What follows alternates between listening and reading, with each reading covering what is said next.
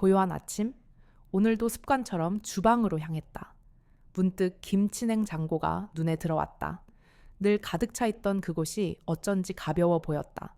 조심스레 문을 열었을 때 내 눈에 들어온 것은 텅 빈 공간이었다.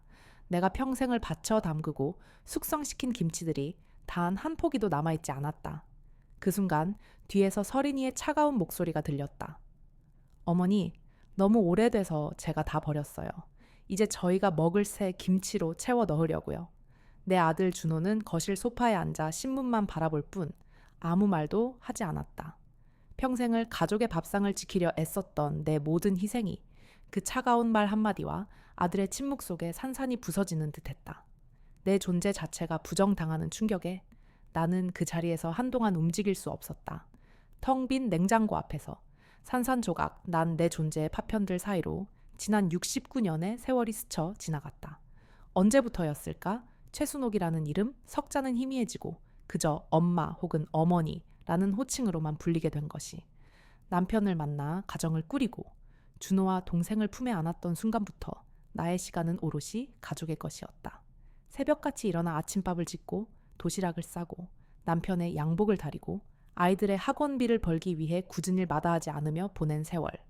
내 청춘은 그렇게 가족의 건강과 행복을 위해 갈아 넣은 밭되기 같았다. 두 아들의 작은 손을 잡고 시장을 거닐던 때, 뜨거운 여름날 땀을 뻘뻘 흘리며 아이들의 보약을 다리던 기억, 밤늦게까지 참고서를 붙들고 졸고 있는 아이들의 머리를 쓰다듬던 순간들. 그 모든 기억이 마치 어제 일처럼 생생했다. 내게 휴식이란 사치였고 나라는 개인의 욕망은 가족이라는 큰 울타리 안에 소리 없이 묻혀버렸다. 남편이 사업에 실패해온 가족이 힘들어할 때도 나는 낡은 재봉틀 앞에 앉아 밤새도록 옷을 만들고 새벽녘 시장으로 향했다. 힘들다고 푸념할 새도 없이 나는 그저 묵묵히 내 자리를 지켰다. 엄마라는 이름은 나를 지탱하는 힘이었고 동시에 나의 모든 것을 빨아들이는 거대한 블랙홀이기도 했다. 특히 명절이면 나는 자랑스러운 김치의 여왕이 되었다. 가을이 깊어지고 서리가 내리기 시작하면 온 집안은 김장 준비로 분주했다. 배추를 소금에 절이고 물을 채 썰고 찹쌀풀을 쓰고 온갖 양념을 버무리는 일은 1년 중 가장 큰 행사였다. 허리가 끊어질 듯 아파도 얼얼한 손으로 매운 고춧가루를 만지며 눈물을 흘려도 나는 결코 멈추지 않았다. 싱싱한 새우젓과 멸치 액젓, 잘 익은 갓과 쪽파를 아낌없이 넣고 버무린 김치는 우리 가족의 1년 식탁을 책임지는 보물이자 나의 자부심이었다. 갓 담근 김치 맛을 보며 어머니, 김치가 최고예요. 라던 아들들의 칭찬 한마디는 나의 모든 고단함을 잊게 할 만큼 달콤했다. 해마다 담근 김치들은 넉넉하게 김치냉 장고를 채웠고 나는 그 모습을 볼 때마다 마음이 든든했다. 김치냉장고는 단순한 가전제품이 아니었다. 그것은 나의 땀과 정성, 가족을 향한 사랑이 응축된 나의 삶 그 자체였다. 그렇게 나는 가족의 그림자로 가족의 밥상을 지키는 든든한 어머니로 69년을 살았다. 하지만 그 길고 긴 세월 동안 나는 최순옥이라는 한 사람으로서 무엇을 좋아하고 무엇을 원하며 살았는지 잊어버렸다. 거울 속 내 모습은 주름으로 가득했고 희미해진 눈빛에는 내가 아닌 가족의 흔적만 가득했다. 나 자신을 돌보지 않은 채 오직 가족만을 위해 달려온 삶. 이제 와서 돌이켜보니 그 모든 희생이 과연 나를 위한 것이었을까 하는 의문이 가슴을 짓눌렀다. 텅 빈 김치냉장고 앞에서 느껴진 서린이의 차가운 말과 준호의 침묵은 단순히 김치가 사라졌다는 사실을 넘어 나의 존재가 송두리째 부정당하는 참혹한 깨달음을 안겨주었다. 평생을 바친 내 삶의 의미가 한순간에 허무하게 사라져버린 듯한 회한이 차가운 물결처럼 온몸을 휘감았다. 차가운 물결이 온몸을 휘감았던 그날 밤 이후 나는 좀처럼 잠들 수 없었다. 눈을 감으면 텅 빈 김치냉장고의 모습과 서린이의 싸늘한 표정, 그리고 준호의 무심한 뒷모습이 번갈아 나타나 나를 괴롭혔다. 김치통 하나하나에 담아내었던 내 시간과 정성, 가족에 대한 헌신이 한순간에 오래된 것이라는 낙인과 함께 버려졌다는 사실은 내 자존심을 갈기갈기 찢어 놓았다. 더 이상 나에게 어머니라는 이름 외에 어떤 의미가 남아있는가 하는 물음이 메아리처럼 맴돌았다. 며칠이 지나도 서리는 그 일에 대해 아무런 언급이 없었다. 오히려 내가 예전처럼 웃으며 먼저 말을 걸지 않으면 불편한 기색을 내비치곤 했다. 아들 준호는 출근하기 바빴고 퇴근 후에도 거실 소파에 누워 TV 리모컨만 쥐고 있을 뿐 내 얼굴조차 제대로 보려 하지 않았다. 그들의 눈빛에는 어머니는 원래 그렇게 사는 사람이라는 무언의 메시지가 담겨 있는 듯했다. 평생 가족의 중심에서 모든 것을 희생해왔던 내가 이제는 그저 방 한구석에 놓인 낡은 가구처럼 취급받는 기분이었다. 내 존재는 점점 더 투명해지고 스스로도 내가 누구인지 알 수 없게 되었다. 밥을 먹어도 목이 메었고 잠을 자도 개운치 않았다. 거실에 앉아 있어도 주방에 서 있어도 내 공간은 어디에도 없는 것 같았다. 그들이 무심코 던지는 한마디 혹은 침묵 속에서 나는 끊임없이 내 존재의 가치를 의심하게 되었다. 내가 과연 필요한 존재인가? 라는 질문이 마치 시린 칼날처럼 내 심장을 파고들었다. 어느 날 문득 나는 거울 속 내 모습을 바라보았다. 희미해진 눈빛과 깊게 팬 주름들, 그리고 초라해진 어깨. 그 안에는 최순옥이라는 이름 석자가 온전히 남아있지 않았다. 나는 누구를 위해 살아왔는가? 이제 나는 더 이상 누구의 엄마도 누구의 아내도 아닌 그저 나 자신으로 살아갈 수 없는 것인가? 텅 빈 가슴에서 참을 수 없는 답답함이 밀려왔다. 이대로는 안 되었다. 이대로 무너지기에는 내 인생 69년이 너무나 억울하고 아까웠다. 더 이상 가족이라는 이름 아래 나의 모든 것을 잃어버린 채 살 수는 없었다. 그동안 잊고 지냈던 나라는 존재가 내 안에서 작은 불씨처럼 피어나는 것을 느꼈다. 어렴풋하게나마 나도 한때는 꿈 많고 하고 싶은 것도 많았던 최순옥이었다는 사실이 떠올랐다. 밤늦도록 뒤척이다. 마침내 결심했다. 작고 어쩌면 무모해 보일지도 모르는 결심이었다. 하지만 내 심장이 다시 뛰기 시작하는 소리가 들렸다. 그래, 이제부터는 나를 위해 살자. 잃어버린 최순옥을 다시 찾아보자. 비록 늦었을지라도 지금이라도 나를 위한 첫걸음을 내딛기로 했다. 이 차가운 집 안에서 나는 조용히 나의 새로운 시작을 다짐했다. 더 이상 텅 빈 김치냉 장고 앞에서 슬퍼하거나 가족의 무관심에 아파하지 않으리라. 나는 나 스스로를 일으켜 세우기로 했다. 내 안의 작은 불씨가 꺼지지 않도록 이제는 내가 나를 지켜야 할 때였다. 결심한 다음 날 아침 나는 평소보다 훨씬 늦게 눈을 떴다. 햇살이 창문 가득 쏟아져 들어오고 있었다. 머리맡에 놓인 시계를 보니 이미 9시가 훌쩍 넘은 시간이었다. 살면서 이렇게 늦게까지 잠자 본 적이 있었던가. 낯선 평화로움이 온몸을 감쌌다. 찌뿌둥하기보다 오히려 몸이 가벼운 느낌이었다. 주방으로 향하는 대신 나는 침대 곁 작은 탁자에 쌓아두었던 책 한 권을 집어들었다. 젊었을 적 읽고 싶었지만 바쁘다는 핑계로 늘 미뤄두었던 시집이었다. 한 장 한 장 넘길 때마다 잊고 지냈던 감성들이 되살아나는 듯했다. 책을 읽다 문득 창밖을 보니 하늘이 더없이 맑았다. 문득 밖으로 나가고 싶다는 생각이 들었다. 나는 서둘러 간단한 옷으로 갈아입고 집을 나섰다. 특별한 목적지 없이 그저 발길 닿는 대로 골목을 걸었다. 굽이굽이 이어진 동네 어귀에는 꽃들이 피어 있었고 이름 모를 풀벌레 소리가 정겹게 들려왔다. 늘 바쁘게 오가던 길이었건만 이렇게 여유롭게 주변을 둘러본 것은 실로 오랜만이었다. 작은 화분 하나를 파는 꽃집 앞을 지나다 문득 발걸음을 멈추었다. 향긋한 꽃내음에 이끌려 작은 제라늄 화분 하나를 사들었다. 누군가에게 주려던 것도 아니었다. 그저 내 방 창가에 놓아두고 싶다는 지극히 개인적인 욕망 때문이었다. 작은 화분 하나를 품에 안고 돌아오는 길, 내 안에서 낯설지만 분명한 해방감이 스며들었다. 내가 나를 위해 무언가를 선택하고 그것으로 인해 기쁨을 느끼는 이 순간이 얼마나 소중한지 새삼 깨달았다. 집으로 돌아와 내가 산 제라늄을 창가에 놓자 방 안가득 은은한 꽃향기가 퍼졌다. 그때 거실에서 서린이의 목소리가 들렸다. 어머니, 어디 다녀오셨어요? 벌써 점심때가 다 됐는데. 그녀의 목소리에는 미묘한 불편함이 묻어 있었다. 늘 아침 일찍 일어나 아침 식사를 준비하고 점심 걱정을 하던 내가 한참 동안 집을 비운 것이 못마땅한 모양이었다. 아들 준호는 거실에서 신문을 보다가 흘금 나를 쳐다보았지만 이내 아무렇지 않은 듯 다시 신문에 시선을 고정했다. 그들의 불편한 시선과 무언의 압박이 느껴졌지만 나는 애써 외면했다. 괜찮았다.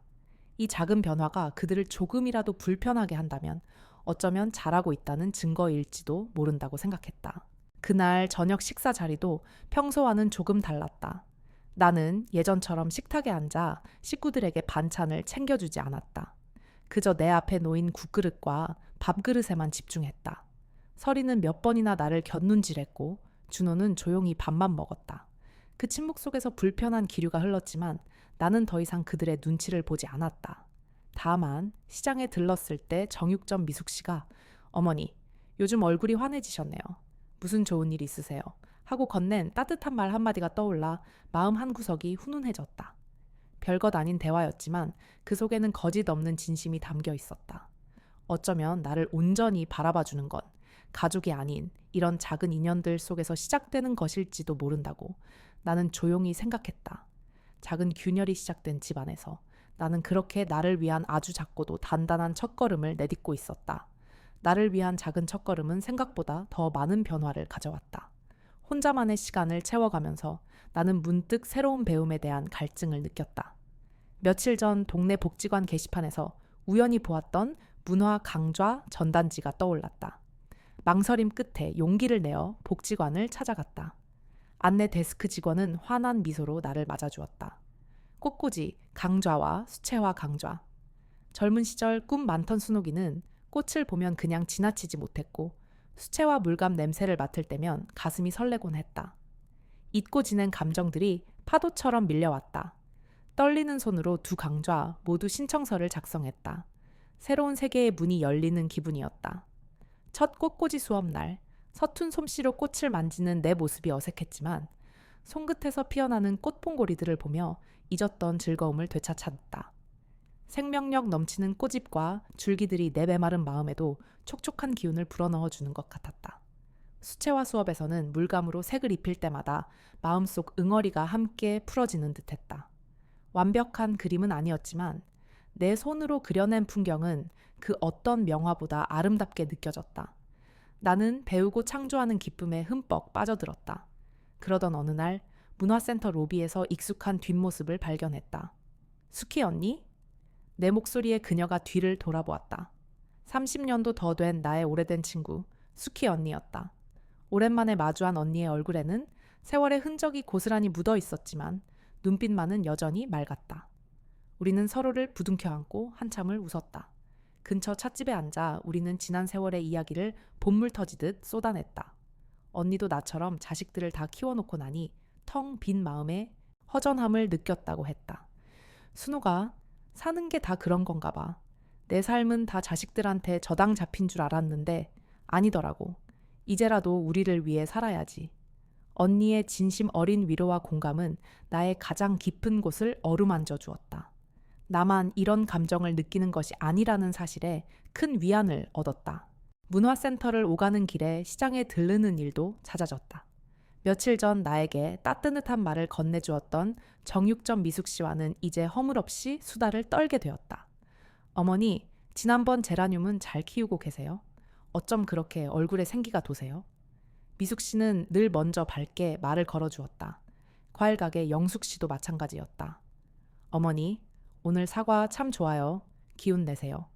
그녀들은 내가 단순히 물건을 사는 손님이 아니라 그 자체로 온전한 최순옥으로 나를 대우해 주었다. 집에 돌아오면 다시 현실의 차가운 벽에 부딪히곤 했지만 시장 사람들과의 따뜻한 교류는 내게 작은 햇살 같은 위안을 주었다. 새로운 배움과 새로운 인연 속에서 나는 잊고 지냈던 나를 서서히 찾아가고 있었다. 꽃을 만지고 그림을 그릴 때, 수키 언니와 이야기, 꽃을 피울 때, 시장 사람들과 정겨운 대화를 나눌 때 내 안에서 잃어버렸던 생기와 활력이 샘솟았다. 예전 같았으면 생각지도 못했을 일들이었다. 가족의 눈치를 보지 않고 오직 나를 위한 시간을 보내는 이 모든 순간들이 소중했다. 나의 세계는 그렇게 조금씩 하지만 단단하게 확장되고 있었다. 하지만 나의 작은 세계가 확장될수록 집안의 공기는 더욱 차갑고 날카로워졌다. 내가 문화센터에 가거나 수키 언니를 만나러 나설 때면 서린이의 표정에는 불만이 가득했다. 예전 같았으면 아침 일찍 일어나 아침 식사를 준비하고 집안일을 도맡아 했을 내가. 느지막이 일어나 자기만의 시간을 보내는 것을 도저히 이해할 수 없다는 눈치였다. 어느 날 저녁 식사 자리였다. 내가 새로 그린 수채화 그림들을 작은 액자에 넣어 거실 한쪽 벽에 걸어두었는데 서린이가 그 그림들을 힐끗 보더니 퉁명스럽게 말했다. 어머니, 요즘은 취미 생활에 너무 몰두하시는 것 같아요. 물론 좋으시겠지만 솔직히 집안일이 너무 뒷전이 되는 것 아니에요? 설거지며 빨래며 제가 다 해야 하잖아요. 그녀의 목소리에는 불평과 함께 노골적인 비난이 섞여 있었다. 예전에는 어머니가 알아서 다 해주셨는데 어머니가 변했어요. 정말 너무 변하셨어요. 그 말에 나는 아무 말도 할 수 없었다. 밥숟가락을 든 손이 미세하게 떨려왔다. 옆에 앉아있던 아들 준호는 말없이 밥만 먹고 있었다. 그는 늘 그렇듯 싸움에 끼어들고 싶지 않은 듯 보였다. 하지만 그의 침묵은 서린이의 편에 서 있다는 무언의 동의처럼 느껴졌다. 식사가 끝나고 준호가 거실 소파에 앉았을 때 나는 용기를 내어 말을 걸었다. 준호야, 너도 엄마가 변했다고 생각하니? 준호는 신문에서 시선을 떼지 않은 채 낮은 목소리로 말했다. 어머니, 서린이도 요즘 힘들어요. 애들도 있고 직장도 다니고. 어머니께서 조금만 이해해 주시면 안 될까요? 예전처럼 돌아가시면 얼마나 좋아요. 다 어머니를 위해서 하는 말이에요. 그들의 싸늘한 시선과 말은 마치 뜨거운 물에 찬물을 끼얹듯 나의 활력을 식혔다. 이제 막 피어오르기 시작한 나의 작은 꽃들이 서서히 시들고 꺾이는 기분이었다. 내가 정말 이기적인 걸까? 이 나이에 뭘 시작하겠다고 가족들에게 짐이 되는 건 아닐까?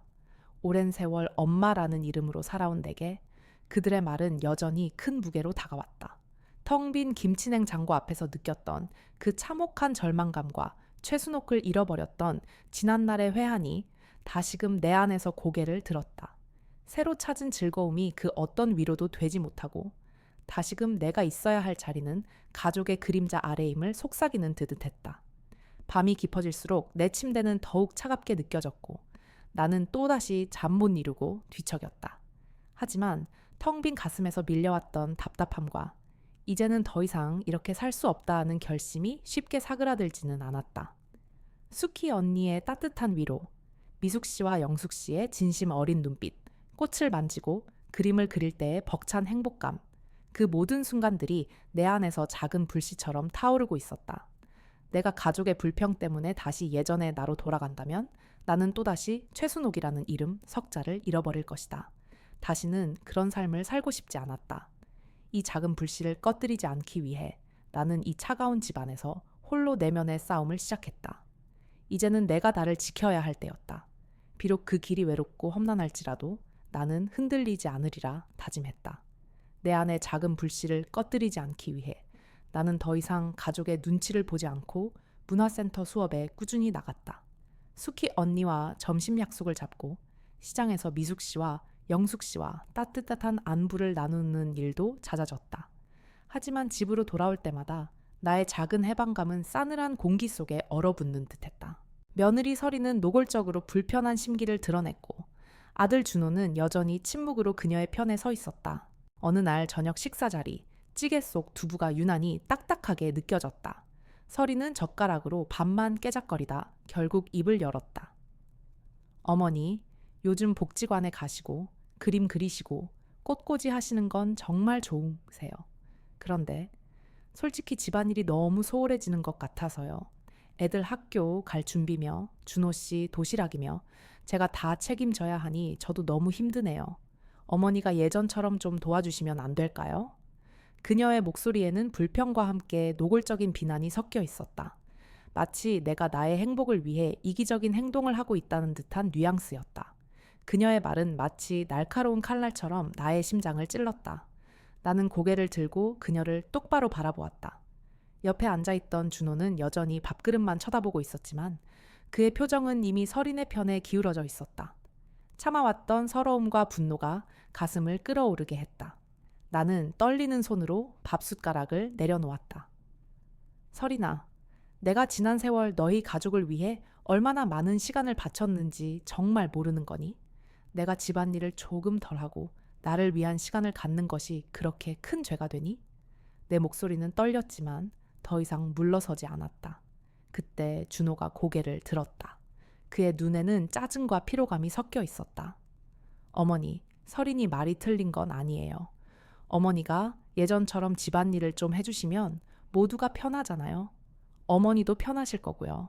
왜 이렇게 갑자기 변하셨어요? 저희는 예전 어머니가 훨씬 좋아요. 저희가 익숙했던 어머니의 모습이요. 예전 어머니라는 말은 내가 나의 존재를 지워가며 가족에게 헌신하던 과거의 나를 의미했다. 아들의 말은 나를 완전히 무너뜨리는 듯했다. 예전처럼 돌아가라는 말은 나 자신을 버리고 다시 가족의 그림자로 살라는 명령과 다름없었다. 평생을 엄마로 살며 잊었던 내 이름, 내 얼굴이 파편처럼 흩어지는 고통이 밀려왔다. 하지만 동시에 내 안에 작은 불씨가 격렬하게 타오르는 것을 느꼈다. 더 이상은 도망칠 수 없었다. 나는 떨리는 손으로 물컵을 들었다. 목이 타들어가는 것 같았다. 준호야, 설이나. 너희는 내가 지난 69년 동안 어떻게 살아왔는지 정말 모르는구나. 나는 너희를 위해 내 젊음을 다 바쳤어. 내 꿈도 내 욕망도 모두 너희의 행복을 위해 기꺼이 희생했어. 하지만 이제 와서 내가 겨우 나를 위해 아주 작은 시간을 가지려 하는 것이 그렇게 잘못된 일이니? 내 목소리는 침착했지만 그 안에는 지난 세월의 서러움과 이제 막 피어난 자아를 지키려는 필사적인 의지가 담겨 있었다. 나도 너희의 엄마이기 전에 최순옥이라는 한 사람이다. 나도 웃고 싶고 배우고 싶고 나만의 시간을 갖고 싶어. 더 이상은 가족이라는 이름 아래 나를 잃어버리고 싶지 않아. 이제는 나를 위해 살고 싶다. 식탁 위에는 싸늘한 침묵이 흘렀다. 설이는 입을 다물었고 준호는 혼란스러운 표정으로 나를 바라보았다. 그들의 눈에는 분노와 당혹감이 뒤섞여 있었다. 하지만 나는 더 이상 두렵지 않았다. 텅 빈 김치냉 창고 앞에서 느꼈던 절망감은 사라지고 오직 나라는 존재를 지켜냈다는 단단한 뿌리가 내 안에 박히는 듯했다. 비록 이 외침이 당장은 상처가 될지라도 이것이 내가 나 자신을 위해 내딛는 유일한 길임을 나는 확신했다. 그날 밤 이후 집안에는 차갑고 무거운 침묵이 흘렀다. 설이는 노골적으로 나를 외면했고 준호는 나와 눈을 마주치려 하지 않았다. 식탁에는 냉랭한 기류가 감돌았고 나는 그들의 불편한 시선 속에서 숨쉬는 것조차 버거웠다.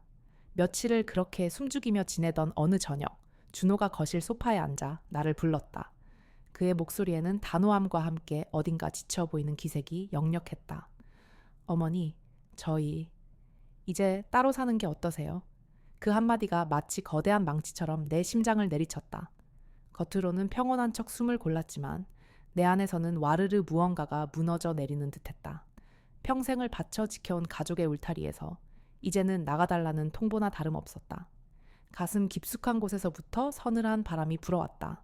아들의 입에서 나온 말이라는 사실이 가장 큰 아픔으로 다가왔다. 차마 대꾸할 수 없어 눈을 감았다. 텅 빈 김치냉 창고 앞에서 느꼈던 존재의 부정당함이 이제는 물리적인 공간의 배제로 확장되는 순간이었다. 하지만 놀랍게도 그 처참한 아픔 속에서도 내 안의 작은 불씨는 꺼지지 않았다. 아니, 오히려 더욱 격렬하게 타오르는 것을 느꼈다. 그래, 결국 이렇게 되는 것이었구나. 내가 나를 찾아 나서기 시작했을 때부터 어쩌면 예견된 결과였는지도 모른다. 지난 몇 주간의 갈등, 그들의 이해할 수 없다는 시선, 그리고 나의 필사적인 외침. 이 모든 것이 결국 내가 나로 살기 위한 대가였다.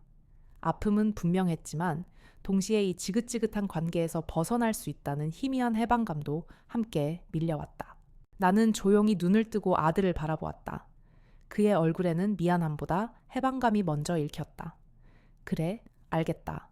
억지로 평온한 목소리를 내보려 애썼지만 내 목소리는 미세하게 떨렸다.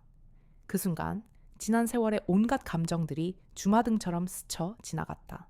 어린 준호의 손을 잡고 재롱에 웃음 짓던 나, 밤새워 도시락을 싸던 나, 아파서 힘들어하는 아들 머리를 쓰다듬어 주던 나.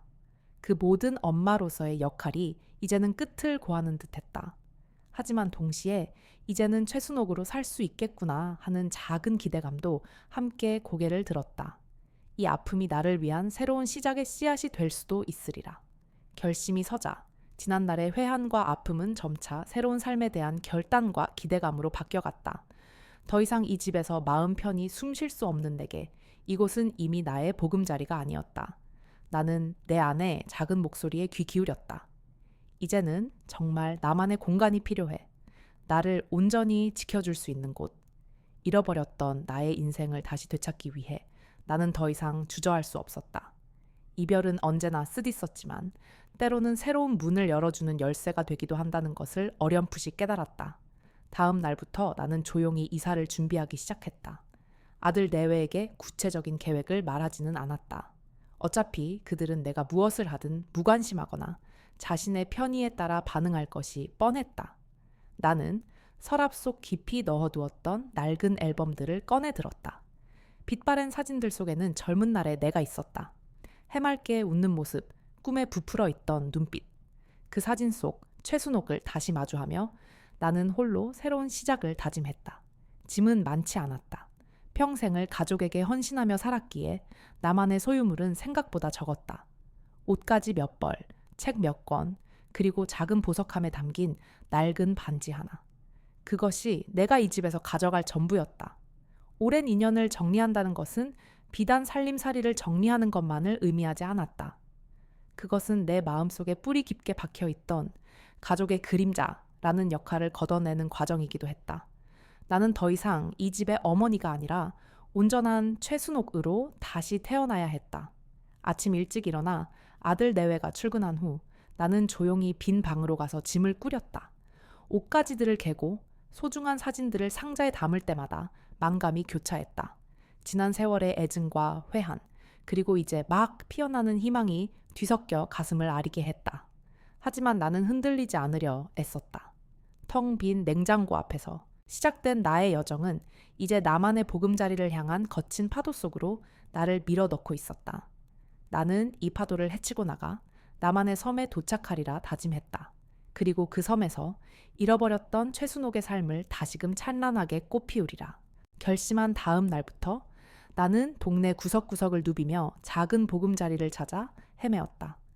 부동산 여러 곳을 들락거렸지만 마음에 드는 곳을 찾기란 쉽지 않았다.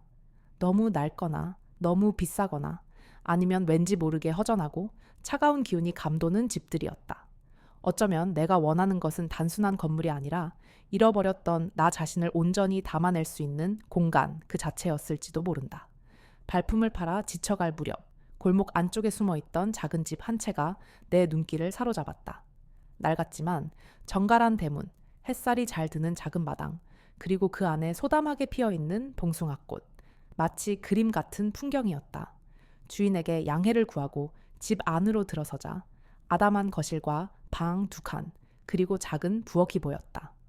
특별할 것 없는 평범한 집이었지만 창문 너머로 쏟아져 들어오는 따스한 햇살과 은은한 나무 냄새가 마음을 편안하게 했다.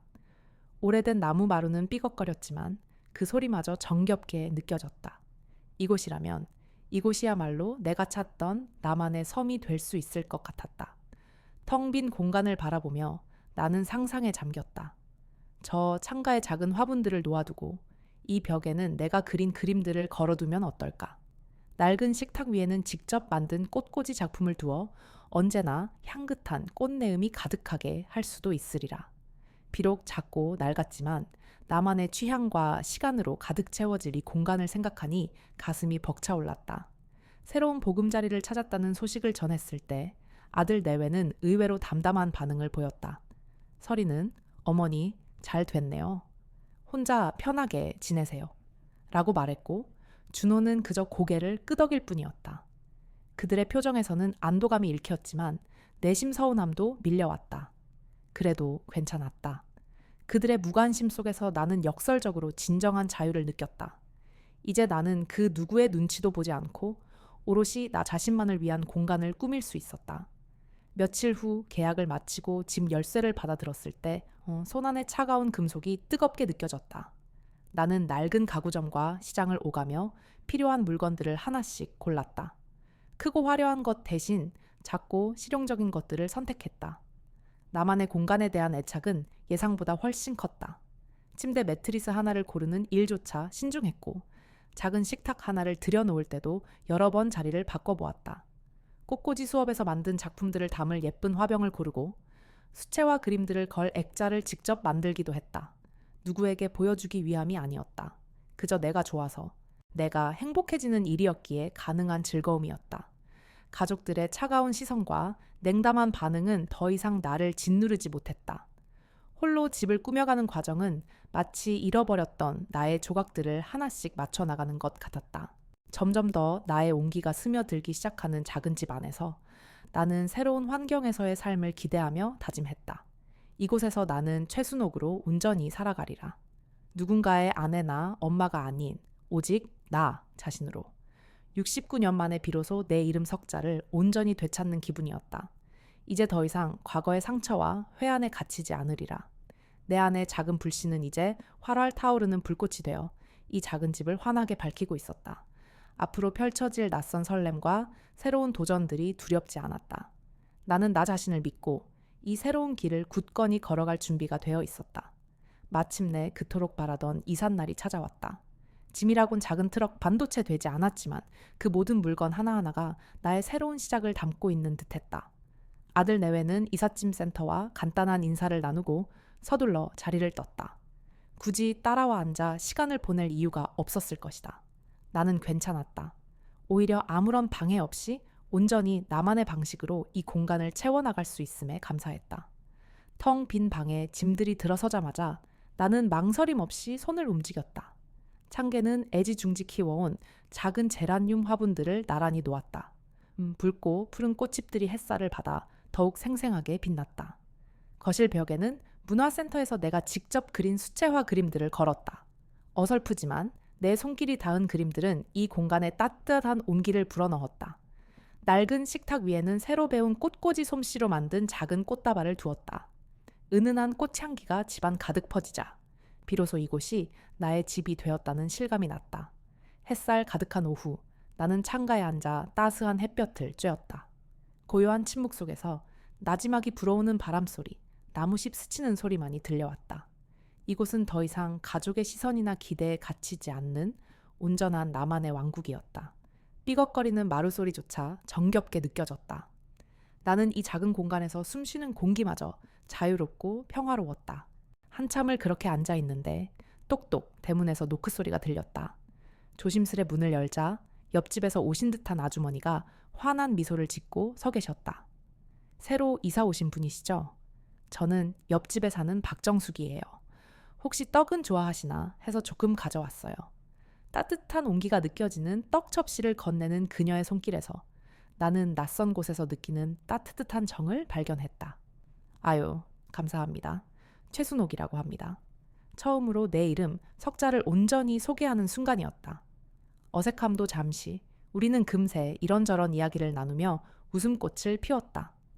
따뜻한 이웃의 온기 속에서 나는 다시금 나만의 공간으로 돌아왔다. 저녁 햇살이 창가를 물들이는 시간, 나는 작은 식탁에 앉아 따뜻한 차 한 잔을 마셨다.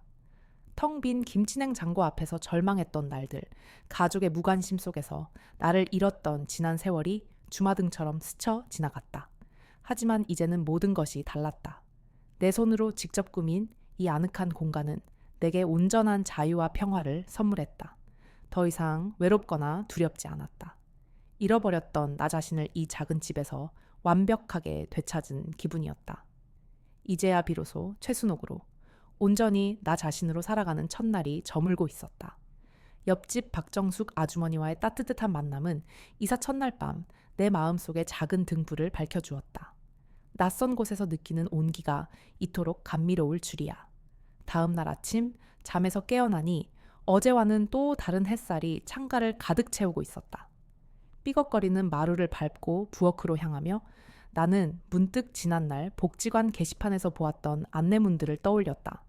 새로운 배움과 새로운 인연을 찾아 나섰던 그때의 용기가 새삼 고마웠다. 망설일 것 없이 나는 서둘러 복지관으로 향했다. 복지관은 생각보다 활기찬 곳이었다. 왁자지껄한 웃음소리와 함께 다양한 연령대의 사람들이 저마다의 수업에 몰두하고 있었다. 나는 지난번에 신청해 두었던 꽃꽂이와 수채화 수업에 다시 등록했다. 익숙한 얼굴의 강사님과 반가운 마음으로 인사를 나누었다. 그리고 그곳에서 새로운 친구들을 만났다. 나와 비슷한 연배의 김 여사님, 늘 유쾌한 박씨 아저씨, 조용하지만 따뜻한 미소를 가진 이 선생님. 우리는 함께 꽃을 만지고 그림을 그리며 서로의 이야기에 귀 기울였다. 서로의 삶에 대한 존중과 공감 속에서 우리는 금세 허물없는 사이가 되었다. 점심시간이면 함께 식사를 하며 사는 이야기를 나누었고, 때로는 차 한 잔을 기울이며 깊은 속내를 털어놓기도 했다. 그들의 이야기는 내게 큰 위로가 되었고, 나 또한 나의 이야기를 진솔하게 나누며 마음의 짐을 덜 수 있었다. 복지관은 단순한 배움의 공간을 넘어 내게 진정한 유대감과 소속감을 안겨주는 새로운 공동체가 되어 주었다. 새로운 동네에서의 삶은 점차 나를 공동체 활동으로 이끌었다. 옆집 박정숙 아주머니는 내가 이사 온 지 며칠 지나지 않아 김치통 2개를 들고 찾아왔다. 순옥 씨, 혼자 살림 꾸리려면 이것저것 손 많이 갈 텐데 마침 김장해서 남았길래 가져왔어요. 부담 갖지 말고 드세요.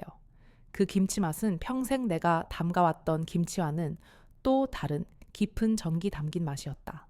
며칠 후 나는 직접 담근 장아찌와 떡을 해서 그녀에게 전해주었다. 박정숙 아주머니는 내가 이 동네에 잘 적응하도록 여러모로 신경 써주셨다.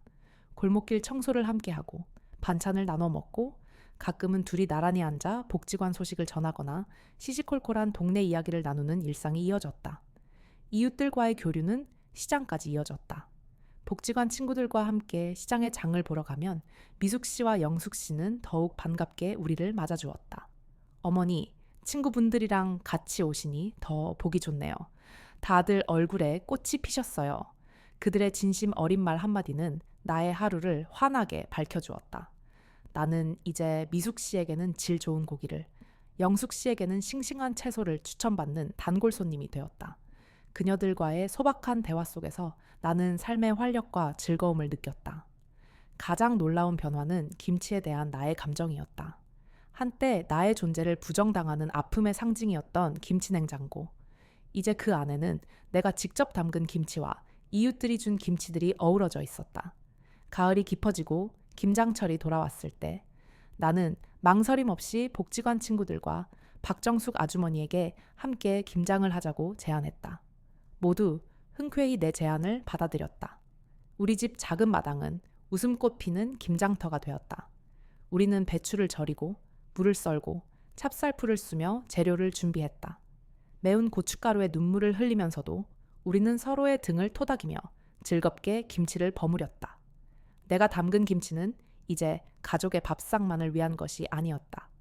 그것은 나의 정성과 이웃과의 따뜻한 정을 나누는 매개체가 되었다. 정성껏 담근 김치를 예쁜 통에 담아 이웃들에게 나눠줄 때 그들의 환한 미소는 나의 가슴을 따뜻하게 채웠다. 혼자만의 공간에서 시작된 나의 삶은 이제 새로운 사람들과의 진정한 관계 속에서 더욱 풍성해지고 있었다. 복지관 친구들과 이웃들은 내가 잃어버렸던 나의 가치를 다시 찾아주고 나 자신을 온전히 사랑할 수 있도록 도와주었다. 더 이상 외로움은 나의 몫이 아니었다. 매일 아침 햇살이 창가를 비추면 나는 새로운 하루가 가져다줄 즐거움과 활력을 기대하며 미소 지었다. 진정한 관계 속에서 얻는 삶의 활력은 나를 다시 태어나게 했다. 나는 비로소 최순옥이라는 이름으로 온전히 나 자신으로 빛나고 있었다. 새로운 삶의 활력 속에서 나는 하루하루 충만함을 느끼며 빛나고 있었지만 그렇다고 가족과의 인연까지 끊어진 것은 아니었다. 가끔 준호와 설인이 찾아왔다. 예전처럼 자주 오는 것은 아니었고 그들의 방문은 여전히 어색함으로 가득했다. 처음에는 조용히 들어와 소파에 앉거나 집안 곳곳을 둘러보는 설인의 시선에서 미묘한 긴장감이 흘렀다. 어머니, 집은 잘 정리하셨어요? 형식적인 질문 끝에 간혹내 새로 그린 그림이나 화분을 힐끗 보며 예쁘네요. 하고 짧게 덧붙이는 설인의 말 속에는 예전과는 다른 조금은 낯선 인정의 빛이 스쳐 지나가기도 했다. 준호는 여전히 말을 아꼈지만 차를 내오면 말없이 받아 마시고는 왠지 모르게 한숨을 쉬곤 했다. 그들의 방문이 끝나고 문이 닫히면 나는 길게 숨을 내쉬었다. 이곳에서의 나는 더 이상 그들의 시선에 갇히지 않았다. 그들이 왔을 때도 나는 예전처럼 그들의 눈치를 보며 안절부절 못하지 않았다. 내가 담근 김치와 이웃들이 준 반찬으로 차린 소박한 식탁 앞에서 나는 내가 좋아하는 꽃차를 마시며 담담하게 내 일상을 이야기했다.